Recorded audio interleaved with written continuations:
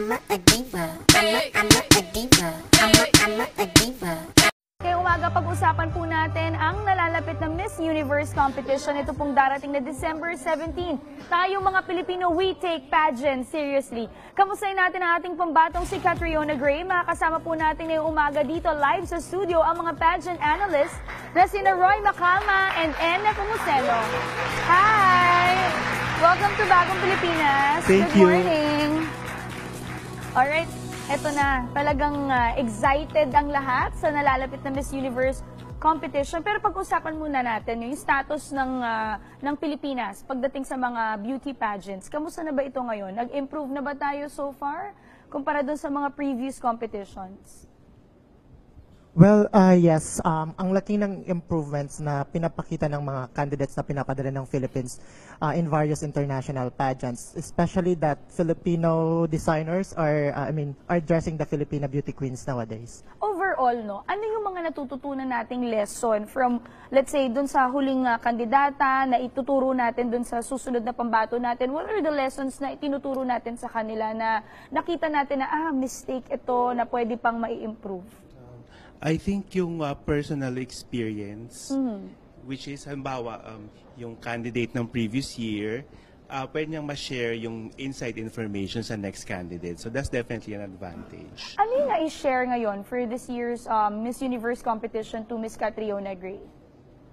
Siguro ang na-share to Catriona is that the preparations.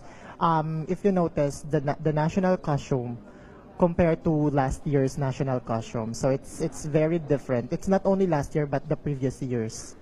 Pero depende rin naman yan sa kandidata kasi may ibang kandidata na strong siya pagdating sa Q&A, maring ibang candidates weak naman sa Q&A. So depende. Let's talk about Catriona Gray. Anong strengths ni Catriona Gray?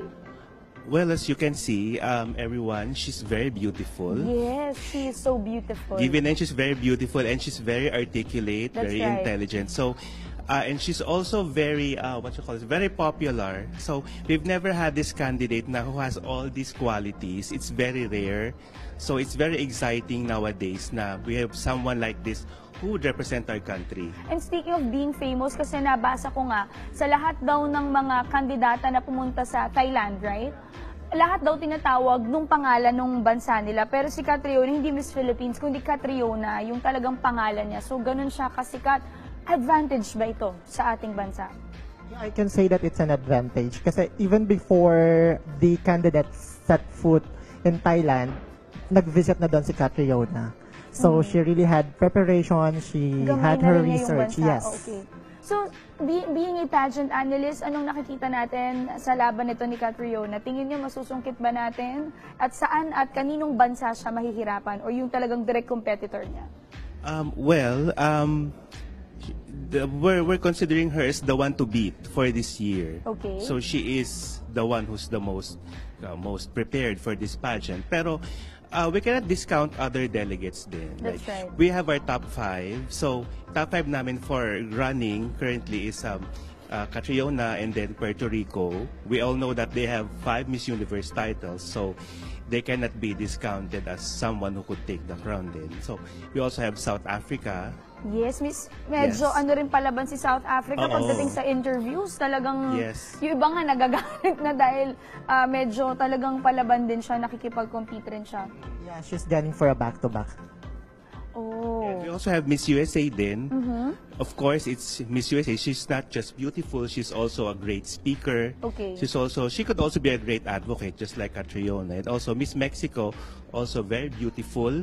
And they also have several Miss Universe. They have 2 Miss Universe title holders din. So they already know how to work with the pageant. At kung titingnan mo naman si Catriona Gray, she has a very strong personality, talagang Yes. palaban din, competitive. Yeah. So I don't think may magiging problema tayo sa ating pambato. This year, we hope for the best. Paano ba makakatulong ang sambayan ng Pilipino? How can we support ito Miss Universe pageant? Well, they have their voting sa mismong pageant night. So, i-announce naman dun yung yung website sa mismong telecast para sa link to vote. And then that's all that's all that we have to do. We have to vote. We have to show our support to Catriona in our own way. So, vote lang tayo. That's right. Correct. Meron pa sa Twitter, di ba? yung hashtag na Miss Universe, Miss Philippines. Kayo mga pageant analysts, paano nyo ba susuportahan si Catriona Gray sa kanyang laban? Kayo ba ay lilipad rin dyan sa Thailand or dito lang tayo sa Pilipinas manonood? Ito lang sa Philippines. Dito muna for now, pero we'll be watching of course, and we'll be actually I've met Catriona before, like once in her meet and greet, and she's a very nice person. So Yes. she's very open to inputs regarding what she does. Alright, so we're all here to support Catriona. Good luck. And we're all cheering for you. Kinakabahan na rin, pero alam ko, sama-sama na naman. At sabi ko nga kanina, tayo mga Pilipino, we take pageant seriously. Talagang Very palaban po seriously. ang mga Pilipino. Maraming salamat po, Roy Macalman and Nepomuceno, pageant analyst. Thank you so much for joining us this morning. Thank you. Thank you.